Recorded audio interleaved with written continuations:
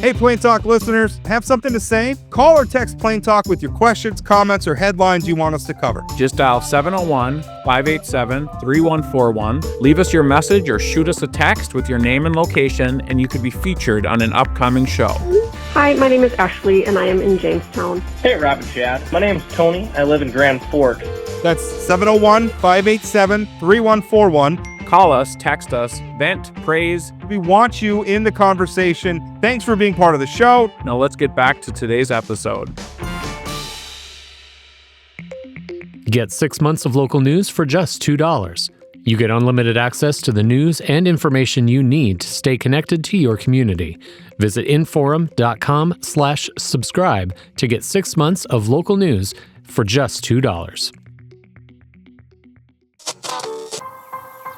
You're listening to Plain Talk, the voice of North Dakota politics. I'm your host, Rob Port. If I sound distracted, it's because I've been busy covering this story all morning. I'm joined by my co-host, Chad Oban.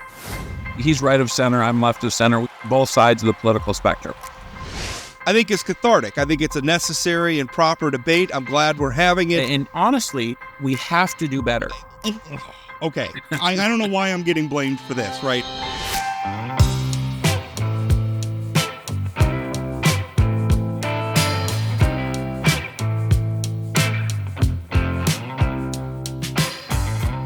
Welcome to Plain Talk, where we're not going to have a guest today. It's just going to be Chad and I talking, because there's been some pretty interesting news that I think is just fascinating stuff for political nerds, who I know make up the audience of this podcast, for people who just are fascinated about this stuff. Do you feel like you should again announce this week why we're wearing the same clothes as we did for the Wednesday episode? Yeah, maybe we should. If we if video clips of this come out and you see that we're wearing the same clothes 2 days in a row, because we are, for our summer schedule, recording both shows on Wednesdays now. So also, if for some reason you listen to this on Friday and some crazy news happens on Thursday and for some reason we're not talking about it, that's why we recorded before it.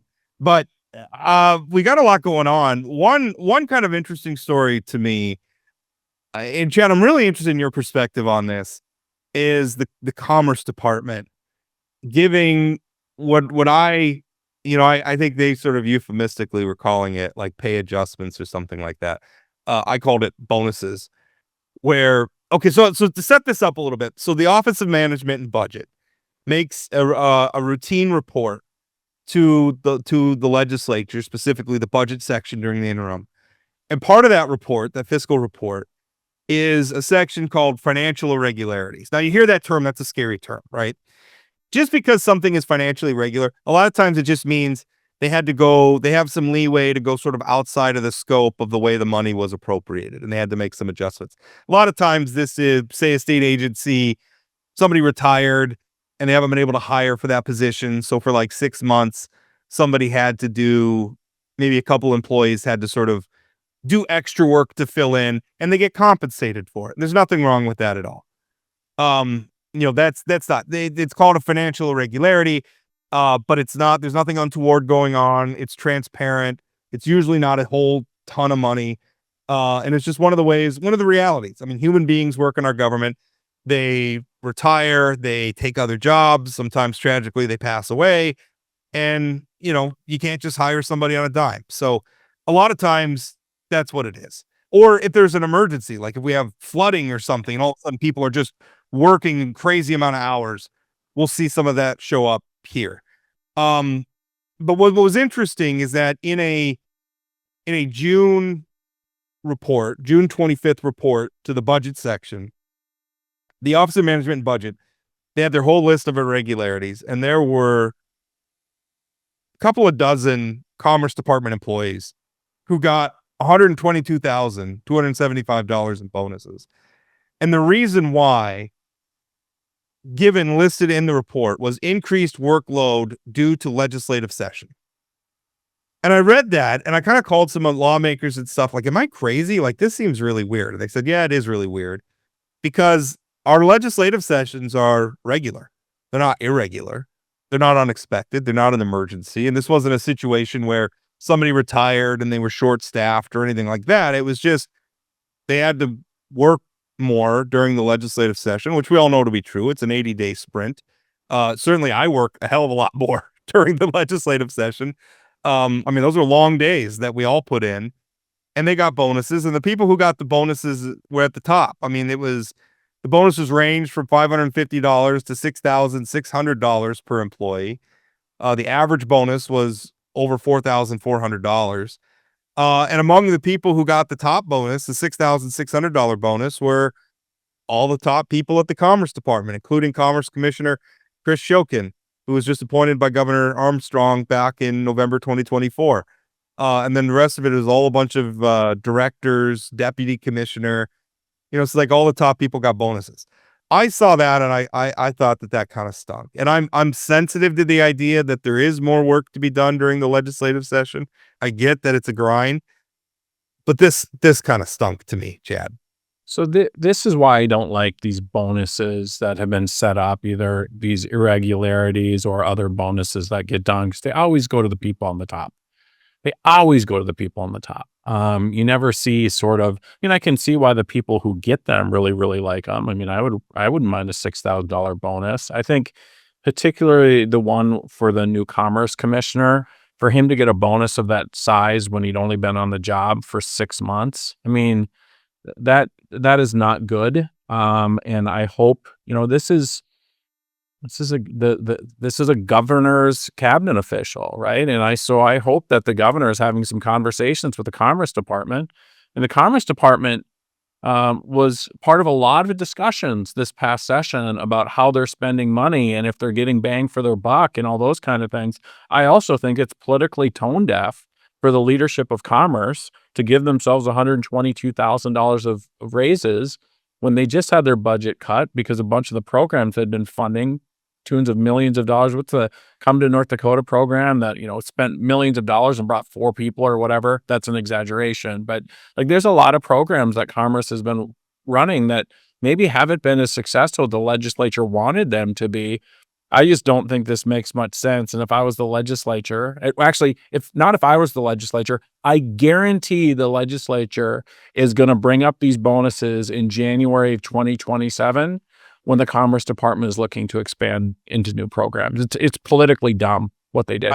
I really think it is. I mean, is $122,000 a lot of money in the grand scheme of things? No, but I mean, it is indicative. I mean, it's just a bad look. It really is. Now, I should mention here that we did I sent a request to the Commerce Department to have them come on to talk about a couple of things, talk about these bonuses, but then also talk about, our producer, Matt, who, by the way, the latest episode in his podcast, taking a deep dive into film grants controversy at the Commerce Department. It's called the $744,000 question. If you're subscribed to Plain Talk and all the different, I believe it's 740,000, not 44. What did I say? 44,000. You said 44. You added $4,000. What an exaggerator! Wow. Okay, I must add Reggie Jackson on my mind. Number 44 for the Yankees. Got it. Yeah, got it.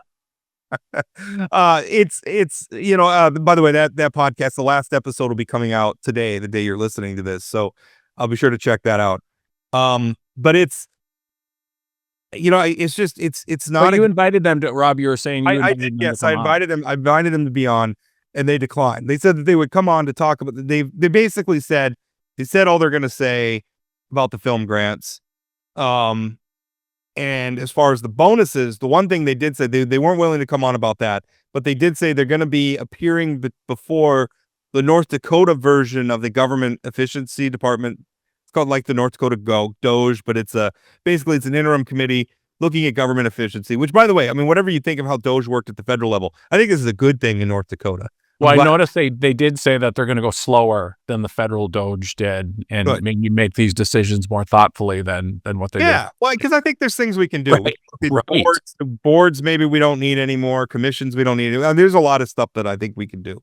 Find some efficiencies and utilize that money for other priorities. But they did indicate, and so maybe by the time you listen to this, there'll be some news about these bonuses out of that committee. I have a feeling they're probably going to get some pretty pointed questions about it. But you're right, Chad. I mean, this is dumb politically. I mean, if you want the Commerce Department to be functioning efficiently, this is not the way to do it. And it's what causes frustrations with the state government from people. I mean, so people are reading your column and saying, I didn't get a bonus for just a busy time. I mean, maybe some people do, but like the people working hospitality ain't getting a $6,000 bonus because Christmas season was a little busier than other times. It's tone deaf for the people who are paying their salaries. You work for a state agency like the Commerce Department, and in particular, if you're at the top of the org chart at the Commerce Department, at or near it, you know the legislature is coming every odd numbered year from December in the organizational session till May. It's coming every year. I wonder if the state gets money back during slow times at the Commerce Department. Yeah, I don't know. These individuals write checks back to the state saying, this month is a little slower. I mean, hey, my career is kind of organized around the legislative session, right? I mean, yours too. It's a lot of hours. It's a lot of text. I mean, even after they're adjourned for the day, it's text messages and phone calls and what's coming up on tomorrow. I mean, it's a lot of work, and I'm not complaining. I love it. But I don't get a bonus during the legislative session, but I also don't get my pay cut during the summer when things slow up after the legislative session. Things get really slow, and I'm not, it's not quite, around the clock work. I don't know. This just kind of stunk, and I didn't like that they did it. Yeah. And is this a different program than the bonus program that, like, I remember, like, at the end of Burgum's time, like, people in the governor's office got bonuses. The end of, like, Dalrymple. Yeah. And I think calling it a program, because I think back then they were like retention bonuses. Okay. And I think with Dalrymple, it was because he was basically kind of a lame duck, and they were trying to keep people in place. I think what they run through the end. Yeah. Their justification was people are going to be leaving because they know that this administration's ending.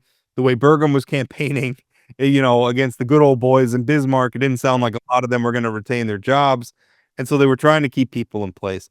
That's a little more defensible than this. I mean, they're not trying to retain anybody. And part of what worries me about this, though, is like, maybe if they do I notice it, or do people notice it if they just have a different justification on there? Right.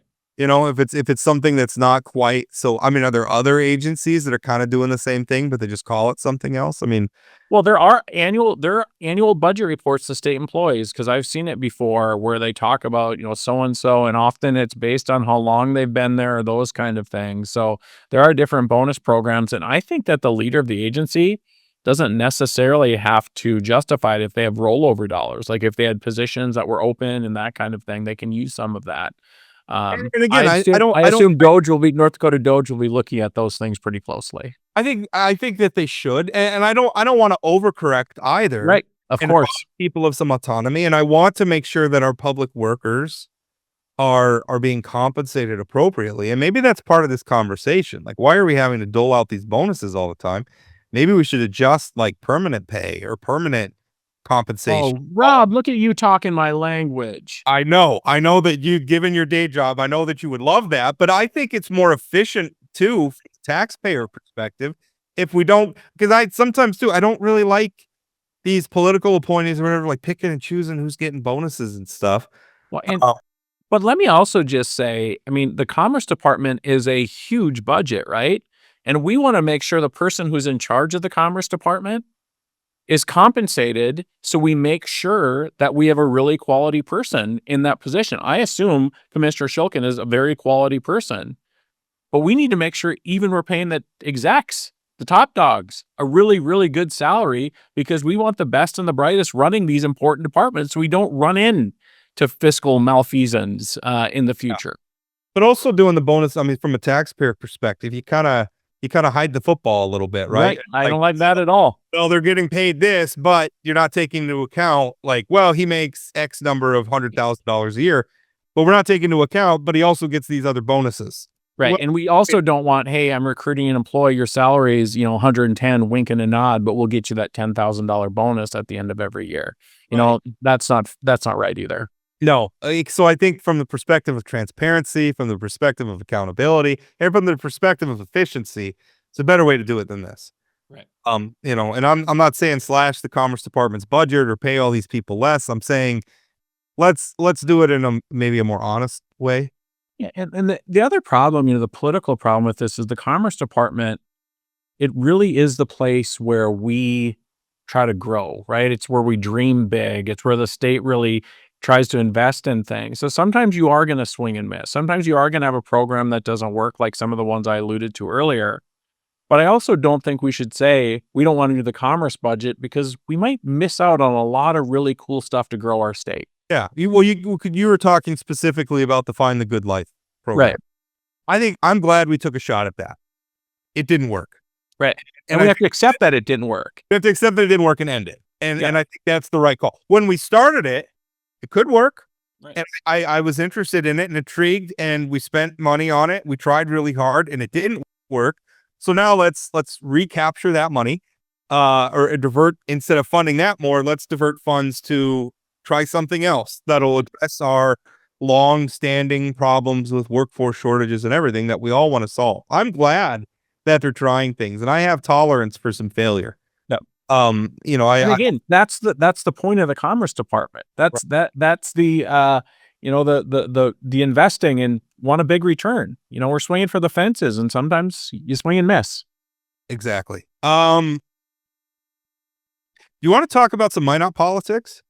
You know what? I would love to talk about some Minot politics, because I think one of the things, I know you're sort of a homer for Minot up there, but I do think there's real statewide ramifications for this Minot race and what this means for other special elections and sort of people feeling empowered. So you should give some background though. So we'll start what we're talking about. I am interested in this. I live in Minot, so this is happening in my backyard. Also, the reason why Minot is having a special mayoral election, it's going to be on August 5th. Although you can vote now, they have absentee voting going on right now. But August 5th is the day of the election. And the reason we're having the election is because I reported that our previous mayor had sent a pornographic text to the city attorney, and he ended up resigning. So even the way we got here is not a real good look for Minot. But now we have 4 candidates running. 3 of them are current members of the city council: Alderman Mark Janser, Alderman Paul Pittner, Alderman Rob Fuller, and then we have a private citizen who doesn't currently hold elected office, Hosea Royce. And the amount of just crazy stories. And again, I think the reason why Chad was talking about how this has some statewide implications is because Minot is sort of the epicenter of the fracturing in the North Dakota Republican Party. You look at a lot of the legislative delegation, Lori Van Winkle, Jeff Hoverson. I mean, some of like the loudest voices on, sort of the populist side of the part of the NDGOP's divide right now. I mean, they're from Minot. Jared Hendricks, who's now a lawmaker in Fargo, but he got his start organizing up in Republican politics up here in Minot. He's driving a lot of this division as well. So Minot's a very interesting place politically. I mean, it's so funny. All of it is Trigby Hammer's town hall that we talked about on the last episode. That's going to be held in Minot. By the way, back in the day, it was just outside of Minot that the Nonpartisan League was founded. Minot's always been an interesting place when it comes to North Dakota politics. So I think this mayoral race portends some things for statewide politics. Now, there are a lot of problems with these candidates. Rob Fuller, one of the councilmen who's running, he owes $17,000 in property taxes. I think a little over 12,000 of that is delinquent. Hosea Royce is suing the Minot Police Department and the Ward County Sheriff's Department over a warrant for bomb-making materials. He was charged at one point with being a fugitive for justice here in North Dakota. Those North Dakota charges were dropped because he was extradited to Florida to face resisting arrest charges. Fuller was arrested and pleaded guilty to a domestic violence charge in Colorado back in 2009. After I reported that, he's attacked me, claiming that I obtained the record through, possibly illegal means. I did not. I requested it from the Colorado courts the same way any one of you could request it. In fact, I've reported the case number. If you want to get your own copy of the case, feel free. It costs you $10.50. That's what it costs me. Fuller has also served his opponent, Paul Pittner, with a cease and desist letter threatening legal action if he continues to talk about the domestic violence thing. And the most recent story is that Royce is going to be holding a rally here in Minot. And at the rally is going to be the quote unquote constitutional sheriff, Richard Mack. Mack was a sheriff in Arizona for a while. He is a board member of the Oath Keepers, the founder of which was, among other Oath Keepers members, was sentenced to 18 years in prison for his participation in the January 6th riot. He's since been pardoned by President Donald Trump. Mack founded the Constitutional Sheriffs and Peace Officers Association, who promote basically what Gordon Call and Posse Comitatus were promoting at one time, which is the idea that like the sheriff is really sort of this godlike authority, and that really all government above the sheriff is inauthentic. At one point, Mack participated. Remember the Bundy standoff, Chad, with Cliven Bundy in Idaho? Yep. Yeah, he was organizing that, and it publicly endorsed it. This is something he said during a Fox News interview. And if you don't believe me, I linked to the video in my column. He said at the time, we were actually strategizing to put all the women up in the front. If they're going to start shooting, it's going to be women that are going to be televised all across the world getting shot by these rogue federal officers. So this is a guy who's endorsed on the record using women as cannon fodder in his quest against the government. Now he's coming to Minot, North Dakota to stand for mayor's candidate. To stand for Hosea Royce, who describes himself in his campaign messaging as the constitutional candidate for mayor. Now, what's interesting too is Royce is backed by the Sons of Liberty, which are becoming a very active organization. They had a big booth out at the North Dakota State Fair selling merchandise and everything. They're backing him financially. They're organizing for him.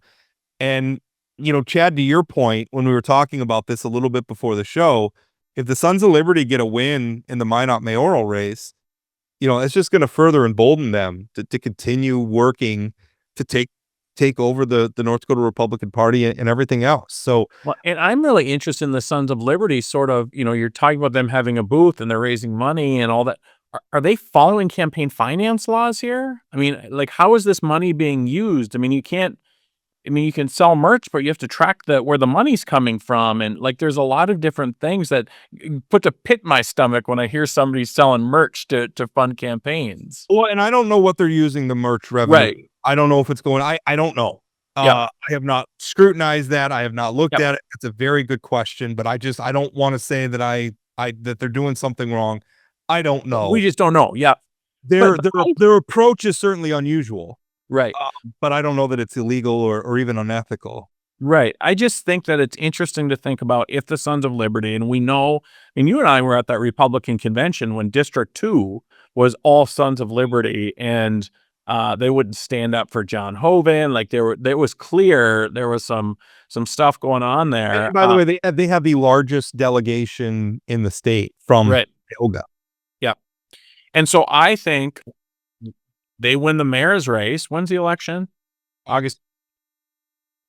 They are going to feel empowered to get more aggressive in nonpartisan races like these for mayor and other places. But if you're District 3 and District 5 if you're Scott Lauser, you got to be looking at this and say, what does this mean for my primary? Yeah, Scott Lauser is in District 5. Hosea Royce is on the executive committee in District 5.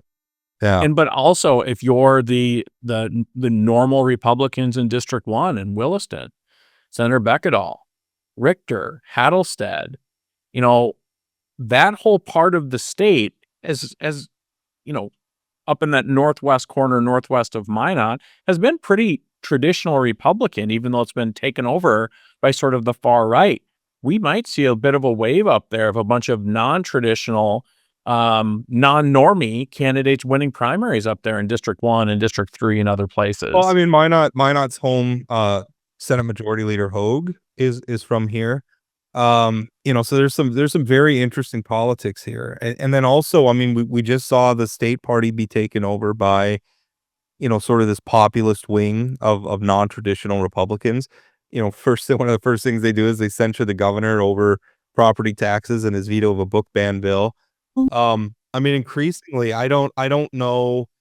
I mean, there's two storylines here. I mean, there's the ongoing fracturing of the North Dakota Republican Party, and then also sort of the I don't know what you want to call it, the invasion, I guess, of some very, very extreme politics into North Dakota Republican politics, which was probably a good segue into. Well, before we leave that, I mean, Trigby had mentioned his interest in how the congressional delegation and party leaders are going to handle the state convention next year on the Republican side. I mean, I'm of the opinion none of those guys are going to show up, right? I mean, what's the upside for Julie Fedorchak to go to the state GOP convention? Well, you asked when Governor Armstrong was on the podcast after the censures that I just referred to.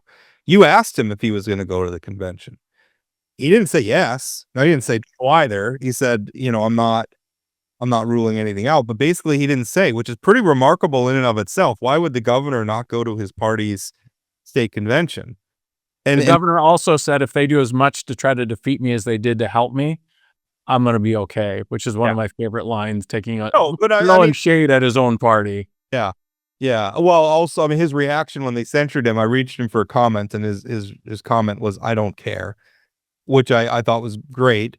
But there's things happening here, right? Because also, how often do these local officials end up running for the legislature, and then from there maybe running for statewide office? I mean, just about everybody. We can make a whole laundry list of legislators and statewide elected officials who started in some pretty hyper local offices. So, but I would also say it puts Democrats in a tough position. I mean, who's ever running against Julie Fedorchak is going to try to make it seem like she's too extreme, right? Because she sides with Trump on everything, big, beautiful bill, all these different things. But if she doesn't go to her GOP convention because they're too extreme, how do the Dems say Julie Fedorchak is too extreme if her own sort of base won't support her, right? I mean, it is this interesting thing where the people in power on the Republican side are not friendly necessarily with the state GOP, but Dems are trying to beat up those people, but they're often the normies. I think for the people in office right now, it's almost kind of beneficial to them. Right. Because it gives them some independent, middle of the road cred.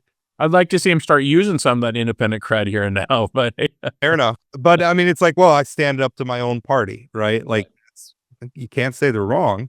Now, on the other side of that, you have to wonder about the next generation of people to elect to the legislature, to elect to these statewide offices, when people like Kelly Armstrong are term limited or they're going to retire. It's going to be very, very interesting. I mean, if how far right is the party moving if Julie Fedorchak isn't conservative? If Kelly Armstrong's not conservative anymore, it's really an indication of where the party is heading. And it's not even just strictly, it's ideological, but it's not even about further right or left. I mean, there's some very extreme. Richard Mack is an extremist. And he is coming, his appearance on behalf of Hosea Royce was promoted by at least District 5 Republican Travis Zablotny, who I believe is the chair of the District 5 Republicans, was promoting his appearance in the city. This is an extreme person. I mean, this is a person who espouses the same ideology that Gordon Call subscribed to when he had the shootout with federal officials in Medina. But it's interesting. So, is Kelly not conservative enough? It's not even about policy, right? This is about style. This is about the way they go to work that often offends the GOP. It's about policy. I mean, Kelly was censured for a veto. That's true. That's true.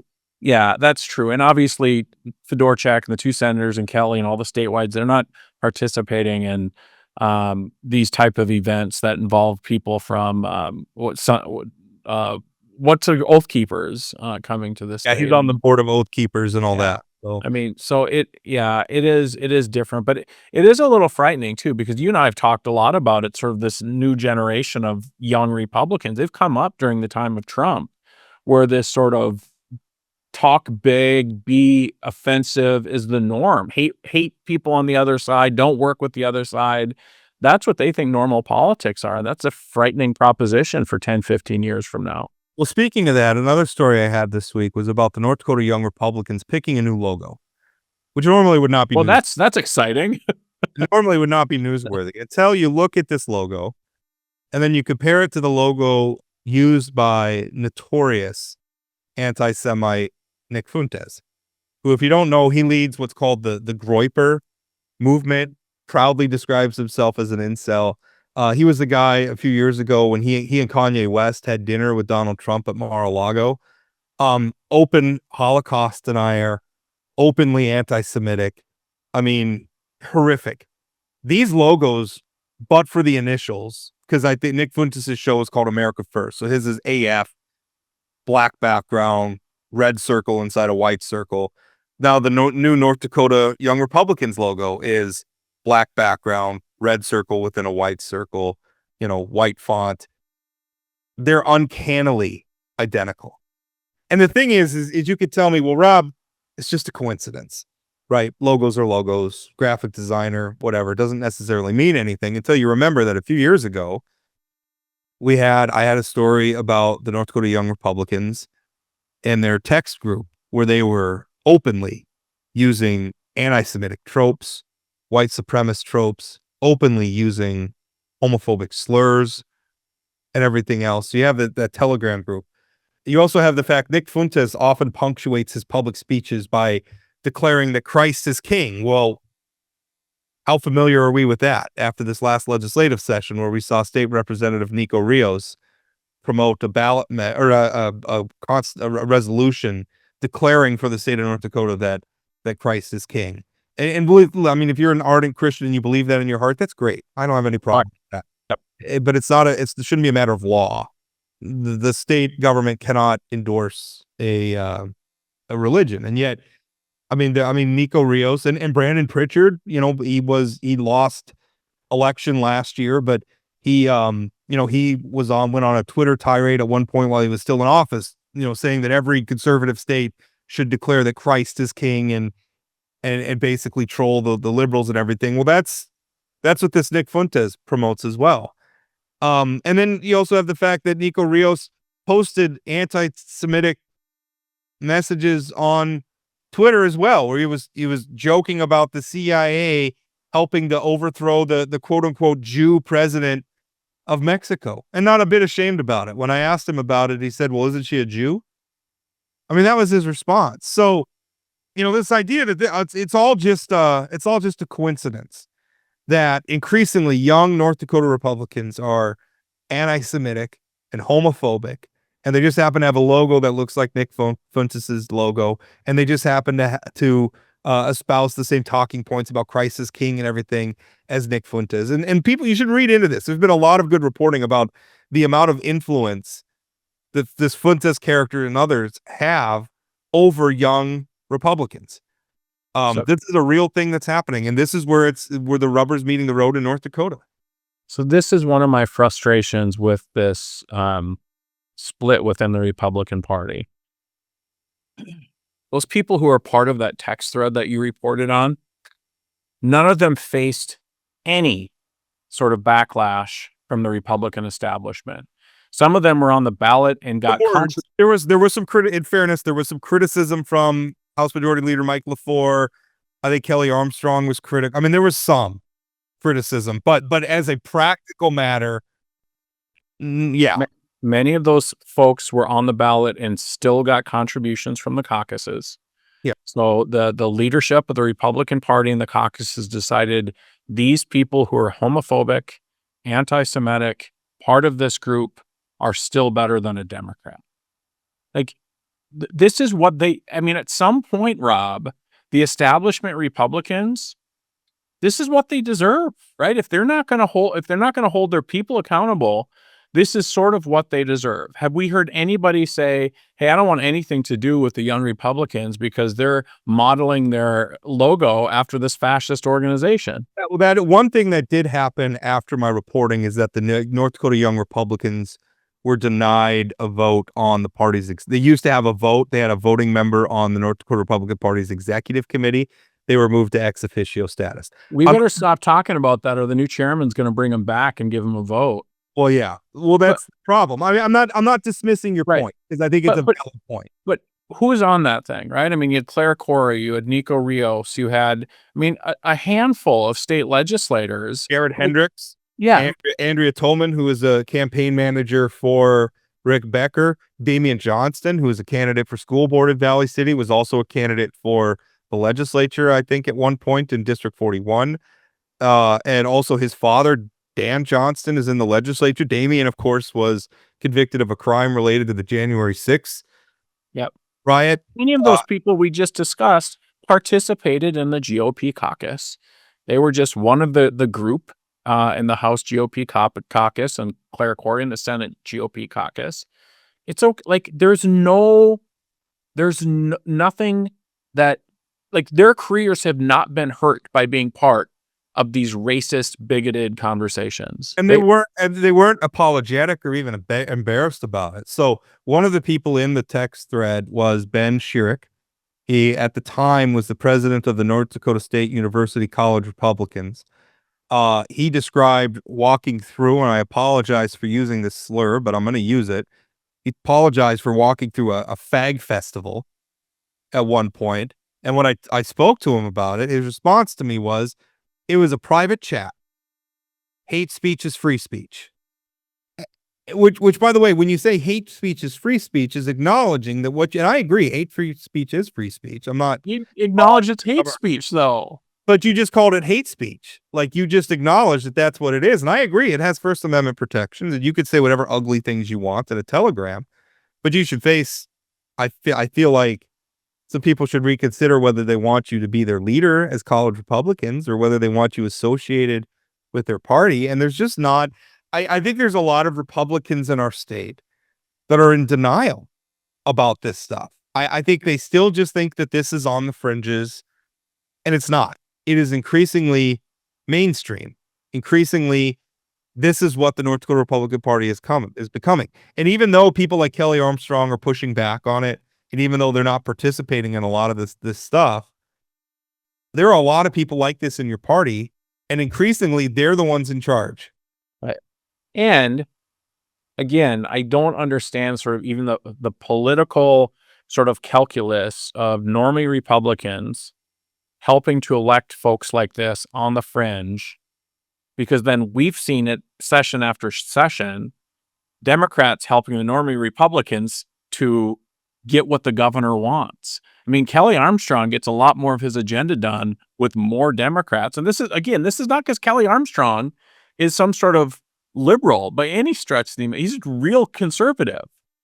But often it's fighting and it's crazy stuff. And that Dems are working with normal Republicans to defeat crazy stuff or to pass the property tax measure, other things like that. We just had Josh Boucher on the show, and Senator Josh Boucher, and he talked about how, I mean, that was one of the things he said was, we got a lot of work done with mainstream Republicans. He was proud of it, and should be. They did do a lot of good work. He's not wrong. But between now and November of 2026, I think the leaders of the Republican Party need to do some soul searching on, just because somebody has an R behind their name, does that mean that they should vote for him? I mean, obviously, I also think they should engage hard in the primary to make sure these far-right folks aren't their nominee and representing their party. But if they do get the nomination, it's okay to walk away from them and say, we don't want anything to do with those folks. Yeah, either stay home or vote for a different candidate. Right. But so, and that was the other thing I really wanted to make, because we talk about, what's Julie Fedorchak, what's Kelly Armstrong, Kevin Kramer, John Hoeven, what are they going to do about this? But also, what are the voters going to do about it? What are the voters? I mean, this stuff is widely reported. I mean, my story about the college Republicans, I think was one of my top stories the year that I wrote it. This was a couple years ago. That was it 2024. I'm forgetting. It was like 2023, 2024. I mean, it's been out there for a while. I mean, I have dedicated the last several years of my life to reporting about this stuff extensively. It's all in the public record. It's all factual. It's all there. I mean, my critics will say that it's not, but check it out for yourself. I mean, they're not hiding. A lot of this stuff is playing out right on social media. The interesting thing, though, is I think because our politics are so nationalized and because the brand of the Democrat is so bad, I think often people just fall into their camp and say, I see the R. I haven't I haven't read Rob Port's columns. They should, Rob. I think everybody should read your columns to learn what's going on in this state. But the vast, vast majority of the people going to vote, and I'm walking into something here, and I know what I'm doing, aren't all that educated on the issues when it comes to voting. And so sometimes it's hard to blame the voters. Stop laughing at me. Welcome to the dark side, my friend. I guess now's the time for yet another rant for me about how we don't blame the damn voters enough, because ultimately they're the ones who aren't caring about this. And I think you're right. Some of it's just partisan calculation. It's why you complain all the time about Republicans deflecting with the but Biden stuff. Well, that works. It does. Because what they're reminding them is, yeah, I suck, but at least I'm not a Democrat. And they hate Democrats so much that it works. Yeah. I mean, right now you see Donald Trump, who's scrambling ahead of all this Epstein stuff, which, by the way, I don't think Epstein's really going to hurt Trump all that much. I think the polling, it's been going on long enough now. I was just reading a Nate Silver article about it hasn't really touched him on polling. And the polling stuff, I mean, hopefully Trump is never going to appear on a national ballot again, because it can't. Could be a deep constitutional crisis if he tried. But you know, I don't think it's hurting Trump as much as the people, and I'm not even saying stop talking about it or anything like that, because it is important, and I'm all for accountability for the people who are buddying up with Mr. Epstein. But I mean, if you think that that's the magic wand that's going to fix all these problems for Democrats, it's not. It's not.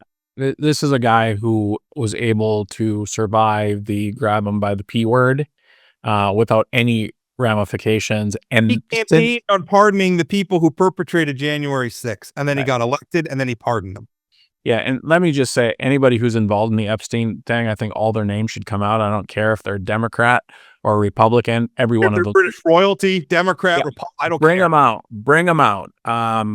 But it's also amazing to me. I just saw that Lindsey Graham got an opponent from somebody on the far right who was involved in Project 2025, a big Trump guy.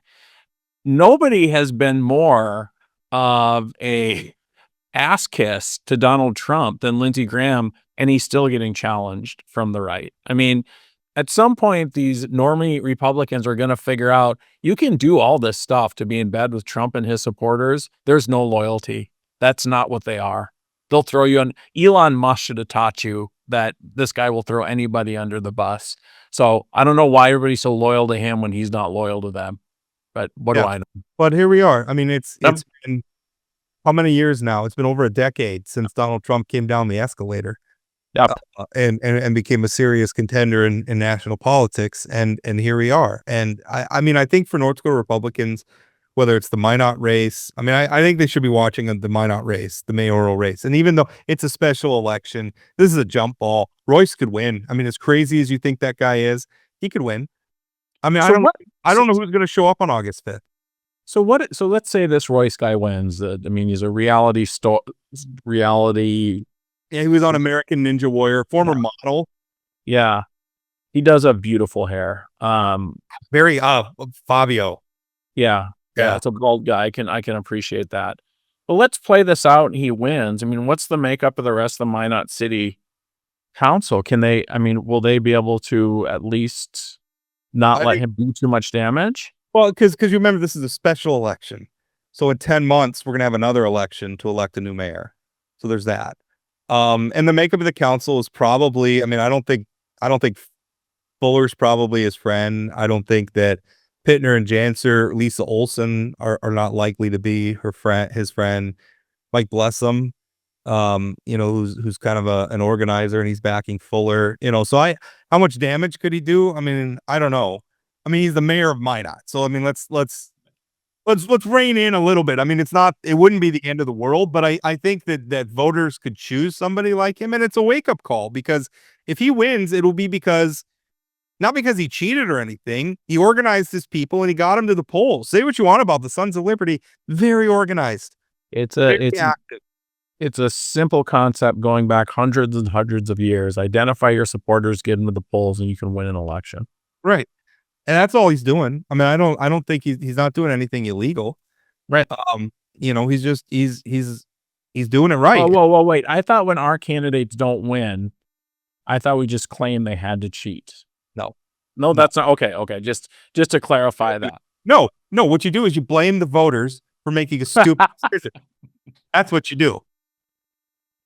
What's nice is I walk close to that line, and then you just jump all over that line, so I seem really reasonable. I am never on your side. I am always over the line. Yeah. I think voters need to be responsible for who they're voting for. And voter, and in some ways I'm even arguing that voters are more intelligent with like, oh, these ads bamboozled them, or they know what they're doing. They know what they're doing, and they fell for it, or they went along with it, and now they get what they get. Right. And that's tough. Minot deserves a better leader than a Rob Fuller or a Hosea Royce. And I say that, by the way, there's not a Democrat in this race. It's officially a nonpartisan race.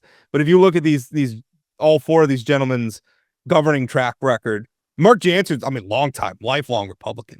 Pittner, little less involved in Republican politics, but the way he governs, not a Democrat, not a liberal, pretty moderate. But there's no Democrats in this race at all. So, Port, who are you endorsing? Who are you voting for? You gonna walk down the street and vote? I'm probably gonna vote for Mark Jansen. I like both Pittner and Jansen, but you got to choose one. Right. And I think Jansen's probably at this point got the best chance of winning. But I like them both mostly just looking from the perspective. Minot's got all sorts of problems. And I really think we need new leadership. We need new blood. Jansen, Pittner have been on the council for a while. But for the next 10 months, and given the other options on the ballot, I'm probably saying Mark Jansen, who I'm personally voting for as a citizen of Minot, being transparent about that. By the way, for all the people who are like, oh, you're just out to get Fuller and Royce, I would have, if Mark Jansen had a criminal record, I would have reported on that as well. Yeah. So if they lose the mayor's race, so they stay on the city commission, right? Yeah, because it's a special election. Okay. But if one of the council members win, then they have to appoint a new member, and that could be interesting as well. Or we could have another special election to elect a new member of the council too. That's also a possibility. I think I'd have to look at the timeline, but anyway, that's probably enough of a deep dive into Minot politics. I think Rob, when's the election, and when? August 5th. August 5th. People should go and vote next week. And by the way, if you want to, you can go fill out, go down to the county auditor's office and fill out an app. It takes somebody I like to vote on election day. Somebody told me they went down. It took like 10 minutes. So stop by the county. You could vote today if you want to. You don't have to wait. But it's just, I think, again, what's going on in North Dakota Young Republicans, what's going on in the Minot races, these pretend things for statewide politics and the way our state is governed. And you need to be paying attention to this stuff. It is very, very important. I am a statewide columnist, and I am not trying to bore people who live in Bismarck and Grand Forks and Harvey and all the other places with hyper local Minot. Did you purposely leave out Fargo? A guy who writes for the Fargo Forum, just like Bismarck, Grand Forks, Hillsborough. That's not on purpose. Fargo, wonderful community. And I understand people in Fargo are like, why do I care about Minot politics? Because A, it's crazy. And B, this matters. This is the roots of where our state's governed. This is where the roots are. So you need to be paying attention to this stuff. All right. We're going to put a pin in it there. Thank you so much for listening. Don't forget the $740,000 question, not the $744,000 question. That was fake news. $740,000 question is available. You can listen to it. It's on if you listen to us via YouTube, it's on our YouTube page. If you listen to us on Spotify or Apple Podcasts or something, it's in our feed. You can also go to filmnorthdakota.com if you want to find it there. Certainly listen. Also follow us on all the social media things. We're Plain Talk ND on Twitter, Facebook, TikTok, YouTube, all the places. Google us. We're super easy to find. Thank you so much for listening. As always, we'll talk again. Oh, and a little bit of news. It sounds like Senator John Hoeven will be on the show Wednesday next week. So we're penciling it in. His office says that there's some things up in the air, I think, with some air travel or something, but they're trying to work us in Wednesday next week. So it looks like that's going to be a go. Awesome. So yeah, look forward to that. Thanks for listening. That's it for today on Plain Talk, the voice of North Dakota politics. Plain Talk is a production of Forum Communications Company. Got a question, comment, or suggestion? Leave us a voicemail or send us a text message at 701-587-3141. That's 701-587-3141. If you haven't subscribed to Plain Talk yet, you can find us on YouTube or your favorite podcast platform like Spotify or Apple Podcasts. For those of you who are already hooked, give us a rating or review. And don't forget to share or tell a friend. Special thanks to my co-host Chad Oban, and from myself and everyone at Plain Talk, thanks for listening.